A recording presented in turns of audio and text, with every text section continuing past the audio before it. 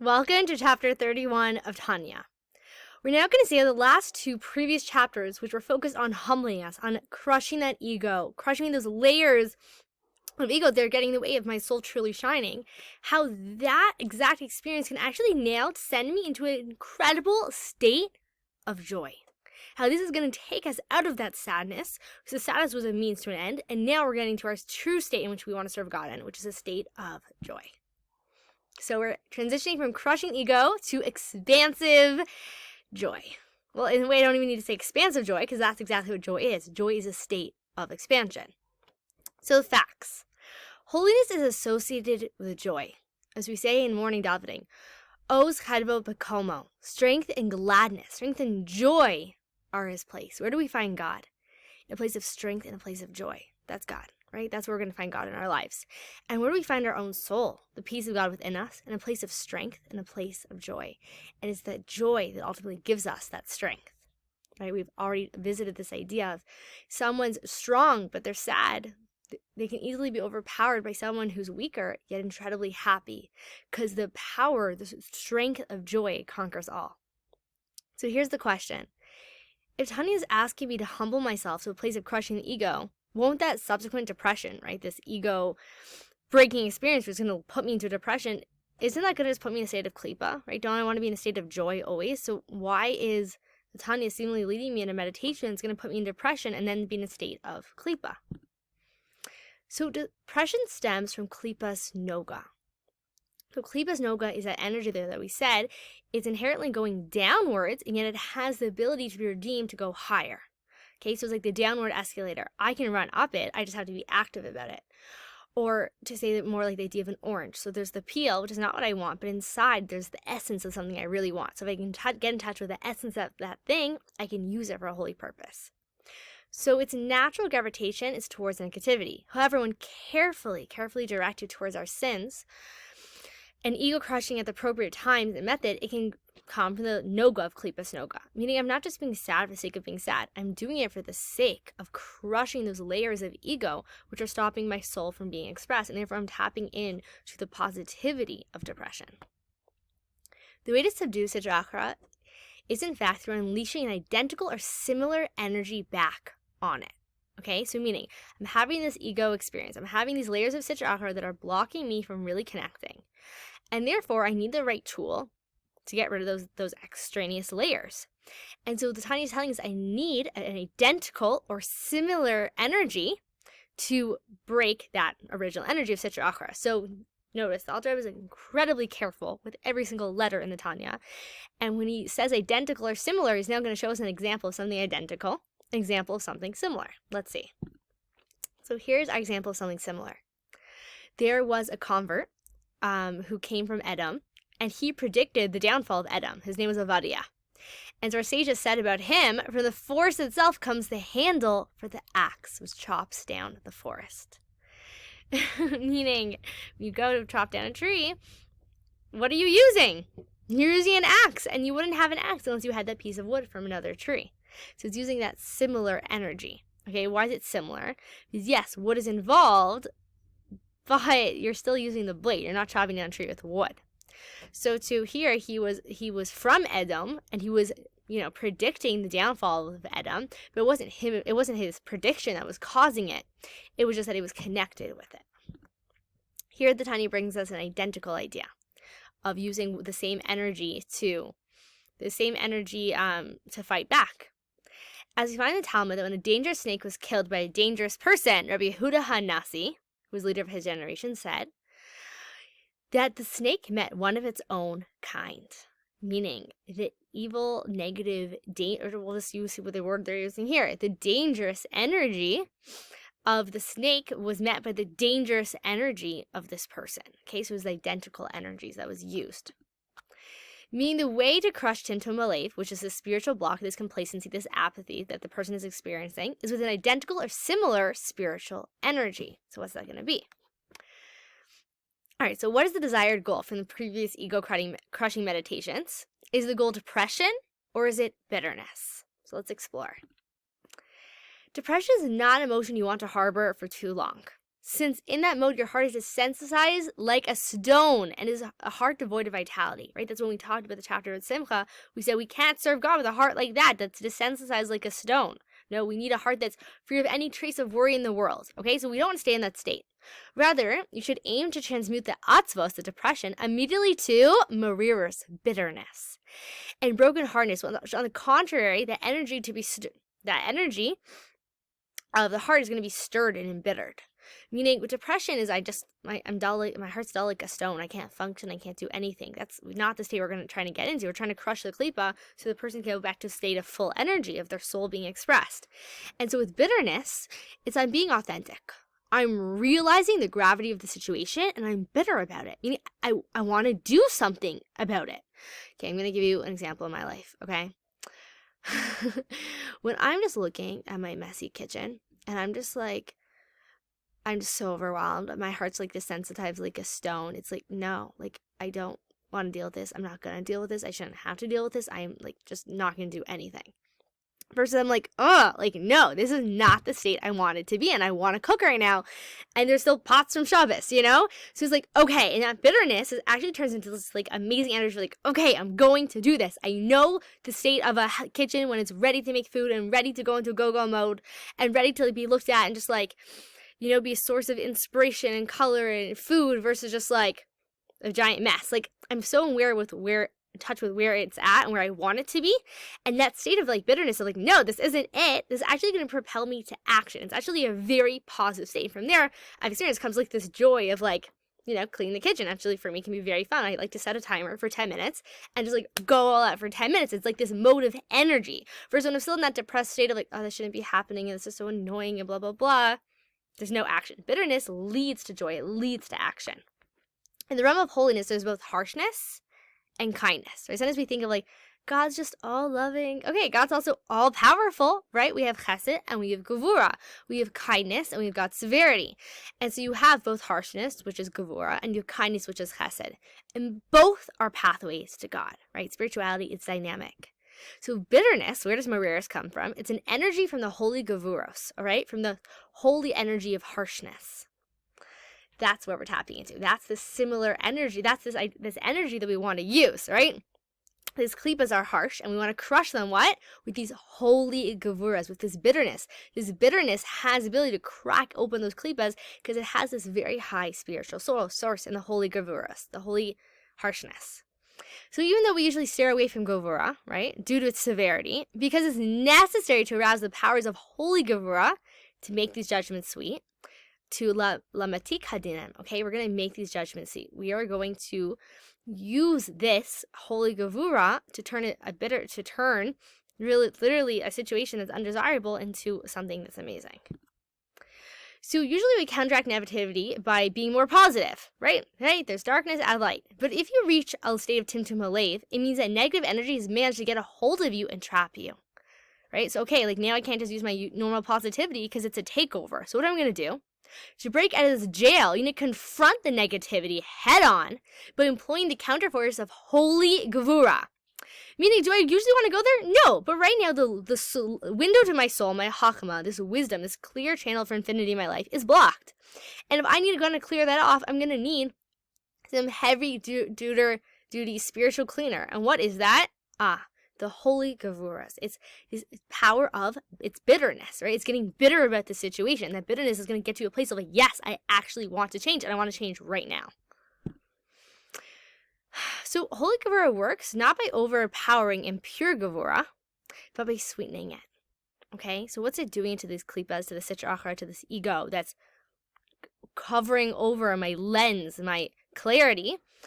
It's not going to be by destroying it, it's going to be by sweetening it. At its root, impure gevura is derived from the holy virgin. Only its connection has been lost, rendering the gevura impure and negative. But when holy gevura shines strongly into its impure offshoot, the energies are connected and the sweet becomes positive. Sorry, and the negative becomes positive and sweet again. Okay, so with its depression, this depression is just in a state of klipa. Right? I'm just stuck now. But when I can shine into it, its true source, which is in the holy gevuras, through bitterness, I can actually get to the place of action, which is going to lead me to a better state than when I started off, than before this depression. So that's what happens when you use bitterness to counteract your Timtum Alev, right? These layers of ego that are blocking me, and the Atzvus, and the subsequent depression that's going to come from like crushing this ego. So holy Gavuras of bitterness shines into that klipa that brought about your Timtum Alev, and it sweetens it, right? We're not just like clearing off our Hakma, clearing off the window to the soul, and we're like, okay, I was as good as I was last week before this whole complacency situation. No, we're better than ever. It's sweetening it. It's bringing me to a whole other level, a whole other deeper connection with God. When a person finds themselves sad over mundane matters, or for no obvious reason at all, they can seize that opportunity, connect that depression, which is from Klipa, with its source and holiness, which is the Gavuras. Okay, so we're going to take that depression and we're going to connect it with its source in the holy Gavuras, with its being in this state of bitterness. So how does a person do that? Our sages of blessed memory taught a person should always make his impulse to good angry as impulse to evil. Talmud Brachos. So arousing holy Gavura, anger, against its impure counterpart, the impulse to evil. Okay, so what we're talking about here is, go back a moment, this person's in a state of just this sadness, which is making them heavy like a stone. And so if I'm already in that state, what I can do now is I can be like, okay, what's putting me in this state? I'm getting angry at that. Whatever is in my life is like putting me there. Like, okay, I keep on not believing in myself. I'm getting angry at like, no, I have to believe in myself. Or maybe I keep on thinking I'm such a waste of space. I'm going to get angry at that belief right now. I'm getting angry at whatever's keeping me in this stuckness. Okay. So that's actually going to be way more positive and productive than just staying in that depression, which is interesting because in the world of trauma therapy, like when a person's just in a state of depression, it's probably usually stuck rage. So when a person starts getting to a state of rage, people are freaked out by them. But in the therapy world, it's like, that's fantastic. Like, good, you broke out of depression. I remember the first time I learned that, I was like, wow, like rage is actually very, very productive. Going from depression to rage is like a huge success because the energy is actually turning into real energy versus stuck energy. And so we're saying, take that energy that's putting me down and keeping me in this stuck place, and the thoughts are saying you're not good enough and you're never gonna be good enough, and why are you even born? Or just like, yeah, me and God are fine, whatever, our relationship doesn't even matter, like who cares? And you're taken, it's like, no, that's wrong, this is not the truth, and you're getting actually angry at this. You're getting angry at this place of complacency, and therefore you're breaking through it. So you're arousing the holy Gavura against its impure counterpart, the impulse to evil. Another way is becoming an expert accountant, mentioned above. To have a process of serious introspection should not be in just that place of depression, but in place of bitterness of like, what is keeping me stuck here? How? And that's going to lead to me getting like angry, getting bitter about it, and that bitterness is going to lead to action. So we want to get out of the state of depression, which is stuck energy, and into movement, which is that bitterness, which leads to like, yes, I need to break through from this. We'll now learn how the previous 2 chapters, humbling thoughts, can help us propel into a positive state, a joyous state of mind. As we learned previously, in every sadness there will be a profit. And what's that profit? It's the joy that comes after the sadness. Meaning after this whole journey we're going on, we're not just coming out as we were the week before. No, we are coming out in a whole other deeper level of joy. This sadness, this depression is going to lead us to a greater state of joy. The following meditation will give you a double measure of comfort. Okay, why double measure? Right, Alter Rebbe is very exact. 1, because your depression is going to be gone after this. That's definitely comforting. And 2, you'll reach levels of joy that would have not been possible without the depression. Wow, so that's also purpose. Like, wow, I'm reaching a new level because of this depression. My pain is now turning into purpose. Okay, I'm going to read the meditation for us. See, well, in typical Alter Rebbe style, it's really a contemplation. Say to yourself, what I said in my earlier depressing meditation is definitely true, that I'm very far from God, as far as can be, as well as repulsive and disgraceful. But this is true only with what I consciously identify as me, namely my body and its energizing animal soul. Okay, we're getting an identity shift here. Nevertheless, within me is a peace of God, literally found in the most religiously irreverent person. What is this? This is a divine soul containing an actual spark of God, literally, enmeshed in the soul to energize it. Right? That's my true life. My true life is the spark of God. Only if this is the case, then I ought to not be depressed, but on the contrary, energized. Because the further I'm alienated from God and the more repulsive and disgraceful I become, right, that's the meditation we've done, it means that the divine soul inside me is more deeply exiled, and the more greatly she is to be pitied. Okay? Therefore, I will make it my singular mission desire to get her out of exile and bring her back. Now I have a purpose. Now I'm on a mission. Okay? I realize the consequence of exiling my this divine spark, and I'm on this mission to get her back, returning her to her father's house as in her youth, before she was placed in my body, when she was absorbed in God's blessed light and completely united with him. Now too she was going to be absorbed in and united with God, when I will make Torah mitzvahs my singular mission. It's like, wow, yes, I'm so far from God because I've been placed in this body. But wait a second, there's this incredible joy of I can reconnect with that initial light, that initial experience of my soul so being in its father's house. Or I can go back to my soul's moment of youth, of my soul's true place, which is being connected to God. How? In this body, doing Torah and mitzvahs. To continue with the contemplation. To make all divine souls 10 faculties immersed in Torah and mitzvahs. Especially when I devote myself to the mitzvah of prayer, to cry to God in distress, for the divine soul in my repulsive body, to free her from imprisonment to be attached to God. Once again, let's just remember context. This is not the meditation you do while eating breakfast cereal. This is someone who's in an emergency spiritual situation of feeling nothing, okay? They're feeling complacency, they're feeling apathy. And so afterwards, there's going to be this depression once they break through that, once they crush the ego that's causing that depression. And so therefore, we need to bring this person back to a state of joy. And part of that is realizing, yeah, okay, it's true. I'm in this lowly state, and I need to hold on to that to not allow the arrogance to cover my window of my soul. But from that place of humility, I can realize, wow, I have the power to actually become great. I have the power to connect my soul with God, to allow my soul to have this experience of connecting through Torah and mitzvahs in this body. So now we can understand the Mishnah. It says tshuva and ma'asim tovim, tshuva and good deeds, repentance and good deeds. So usually we think of like these are just two totally separate things. Okay, one thing is tshuva, it's repentance. Another one's doing good deeds. Like they're all great things, but like what do they have to do with each other? Now we're understanding tshuva in a new light. Tshuva could be understood not as a correction for bad deeds, but as the goal of good deeds. Since these good deeds are done to return lahashiv, our divine soul, which is a piece of God, back to the source and root of all the worlds, right? What's a good deed? It's to really reconnect my soul with its source. That's what tshuva is. I'm returning, right? So, usually translated as repentance, tshuva can also mean the return of the soul to its rightful place.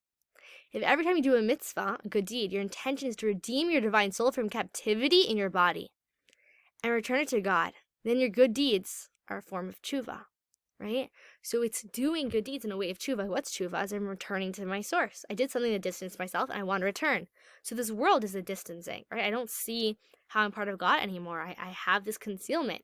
And so through doing a positive action, if the intent of that positive action, that mitzvah, is I want to reconnect myself, then it's an act of tshuva. It's an act of returning to my initial state of being. Our sages of Blessed Mary taught, you should be all your days in tshuva. Right? So the state of returning to God. Meaning through Torah study and worship, you can cause the joy of your soul on its release from a disgraceful body, returning to her father's house as in her youth. And there is no greater joy than release from release from captivity. Meaning like, wow, I can be in tshuva all the days of my life. What does it mean tshuva? What, I have to constantly be sinning so I can make up for it? Like, what's this constant repentance about? No. It's I'm causing the state of returning to my highest self, returning to the true me, returning to the authentic me, returning to this true me, which is having a relationship with God, which is being so intimately connected, which is through allowing my soul that experience of Torah study and prayer and doing this in a state of joy because of, wow, I'm returning a captive. My soul is being captive in my body. In that moment of Torah mitzvahs, I'm allowing my soul to really be itself. So this is like the joy of a prince who is kept in captivity, doing debasing work, right? Not the work of a prince. And then he goes free back to his father's home.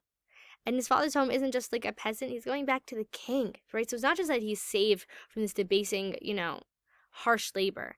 It's now he's going back to the kingdom, right? To be prince. And so, yeah, the prince was happy before he went into exile. I'm sure he liked his life as a prince. But the joy upon return, there's nothing greater, right? He's tasted the other side. And to come back is to come back in full glory and full joy. And this is a concept: from every sadness, there's a profit. meaning the joy I'm experiencing after this whole ego-crushing experience, that joy is a joy I couldn't have experienced before these earlier chapters. So rather than focusing on the exile of the soul is within the body, right? So at first I'm focusing on, wow, my soul's, really in exile. I got an issue here. I got to wake up to reality. Now we're shifting into joy. We're shifting to focus on the preciousness of your soul and the unbounded joyful homecoming between her and God every time you perform a mitzvah. Wow. So it's like, yes, facts, I'm far from God. But in this very moment, I can return from captivity. I can return from exile. I can do a Torah. I can learn Torah, do a mitzvah. In that moment, I am that princess returning to my father's home. And the joy of that is unbounded. That joy of that is a greater joy than I could have if I just stayed as a soul in the higher world, right? No, this is the joy of being in exile and then returning to God in that moment of doing a mitzvah. So question. It says about our leaving Egypt, the people fled. And we also said we asked to leave for 3 days. We kept on saying, Pharaoh let us out of Egypt for 3 days. Moshe kept on saying that. He never said, let's go forever. So always, let us go to the desert for 3 days. So after witnessing 10 plagues, you'd think that Pharaoh's get out of here already. Why do we have to flee? And why are we saying it just let us go for 3 days when that's not actually the reality? So our need to flee wasn't because of Pharaoh, right? It was because of the evil within us. Our animal souls were still in their full power, immersed in Tuma. And therefore, the animal soul was still very much attracted to Egypt and did not want to leave Egypt. And so by just saying it, we're just going for 3 days, that allowed the animal soul to be okay, I could go for 3 days, because we were still attracted to the negativity of Egypt. As well, the idea of fleeing, we were fleeing from the evil within, not from the evil without.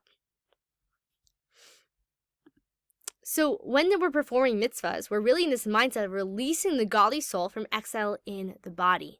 So it's a daily leaving from Egypt. Yes, there's this evil within that wants to keep me stuck and trapped and not connected. And I have to flee in that moment to do a mitzvah. It's also a mindset okay, don't tell your animal soul you're going to learn Torah and do mitzvahs all day. No, it's going to freak it out. Be just for 3 minutes, just for 3 hours, just for 3 seconds. That's it, And we're fleeing from that negativity. We're in this mindset of I'm leaving Egypt and because Egypt is the same word as Mitzrayim, is the same word as Mitzarim, limitations. I'm leaving the limitations of just the body and the animal soul to have a transcendent moment. And we're learning also a tactic there, right? As soon as you have to flee, you have to get up and just do it. And don't allow the negativity within to stop us, right? So every single time I'm doing a mitzvah, I'm having a moment of leaving exile of the body and having a moment of transcendence. As the following 3 verses suggest, that God helps a person escape from the pull of a difficult situation. God is my strength and my fortress and my escape in the day of affliction. Beautiful. That's from Jeremiah. My high tower and my escape from Samuel. And he is my escape from Psalms, right? I'm stuck in this negativity and I need help. It's not about self-help. It's about God help. Self-help is the habits I'm currently doing. Yes, I'm helping myself, do whatever I like. God help. I need help from above. God is my escape. God is my refuge. God is my high tower.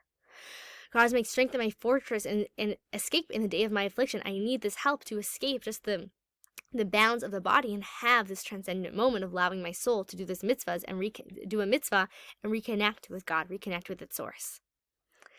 In contrast to the future era when God will remove the spirit of impurity from the earth. Right? So in days of Mashiach, we no longer have impurity. We no longer have the same blockages. Eliminating the sitra achra, the side of otherness, and avoiding the need to flee. As the verse says, you will not go out in haste, talking about the final redemption. You will not go out in haste, nor by flight, for God will be before you, Isaiah. So while the sitra achra of the animal soul is neutralized, when that's going to happen, there will be no need to flee, right? Because we're in a totally different state of being. Meaning, originally, we're fleeing from the evil within. But in the state of we're going to be in the times of Mashiach, when the good is overpowered and the negativity is neutralized, Mashiach is going to come in a way of abundance and beauty and not in the state of let's go, everyone. Grab your matzahs on your back and let's get out of Egypt. It's a totally different state. And that's what the verse is saying. You will not go out in haste nor by flight, for God will be before you. Meaning, the true revelation of God is going to be here, and therefore the evil within is going to be neutralized, and the good is going to be revealed, and therefore it's going to be a totally flipped experience. The Alter Rebbe introduces a new idea to bring us to a full state of simcha after these ego and crushing meditations, right? So we've pretty much been crushed at this point, okay? It's been a few rough chapters. And now we're getting to a full state of abandoned joy because we know that that is the secret sauce to serving God. That's the secret sauce to success, is to be in a state of joy. However, while I'm very far from God, right? So this is a quote, it's a contemplation. I was not the one who created myself, right? Who made me like this? And why has God done such a thing? To downgrade a piece of his blessed light, which fills all the world and transcends all the worlds, and is it in his presence everything is considered zero. To place it in a despicable body, a serpent skin, right? We talked about earlier the Klipas Noga, the serpent skin, a body which came from a putrid seminal drop. There's no other explanation other than this downgrade must be the purpose for a greater upgrade. Yerida Tzarech Aliyah, going down to go up. Namely, to bring up to God the whole energizing animal soul from Klipas Noga. Meaning, okay, yeah, I'm in a state of being far from God. Yeah, I have a lot of ego going on, a lot of sitra achra, a lot of concealment. But who made me like this? Who put me in this state? God, okay? So why would God take a precious part of him and put it in this body, in this animal soul that's so filled with ego? Like, what's going on there? It's really for the sake of me elevating that ego. Really for the sake of me serving God with this exact body and this exact nature and this exact animal soul. So for the whole purpose of this is really so I could not be blocked by the body and the animal soul and the ego. No, to use it to serve God. And that's putting a person, once again, out of the state of depression into a place of movement, a place of expression. So the opposite of depression is that place of expression.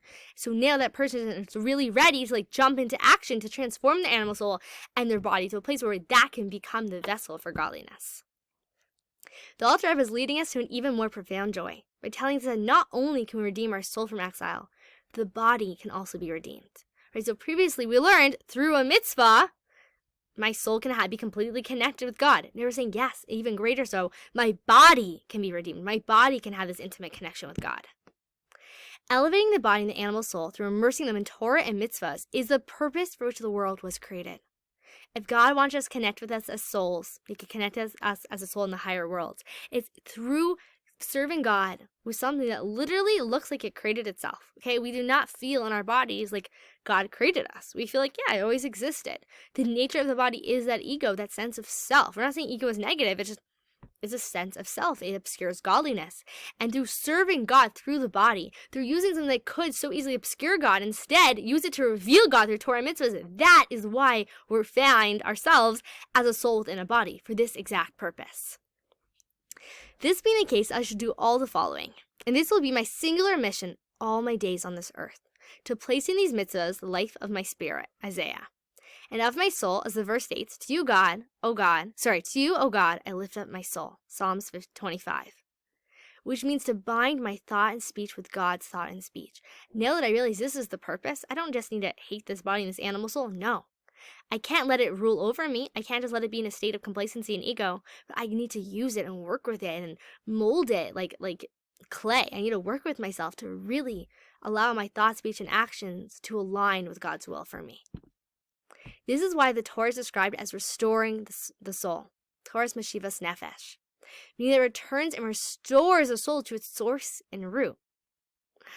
And concerning this elevation of not only the divine soul, but the animal soul, okay, our physicality too. The verse states the precepts of God are just, rejoicing the heart. Also from Psalm 25. Wow, so this is like a whole other flip of perspective. This is like, okay, I can do this. First, we're in this journey of crushing the ego. And that's leading us to a place, why? Because the ego is blocking my soul. And that's leading to a place of sadness. So then we went to a place of bitterness. And from that place of bitterness, we had to get to a place of joy. And the joy is saying, yes, okay, I was in a stuck place, but right now I'm in this place where I can work on my animal soul. And through the very thing that originally was obscuring godliness, I'm going to use that to reveal godliness. It was going from a place of my body is overpowering me, so I'm actually empowered through my body to serve God in a unique way that I couldn't otherwise. Thank you for taking the time to explore this very profound chapter of Tanya together.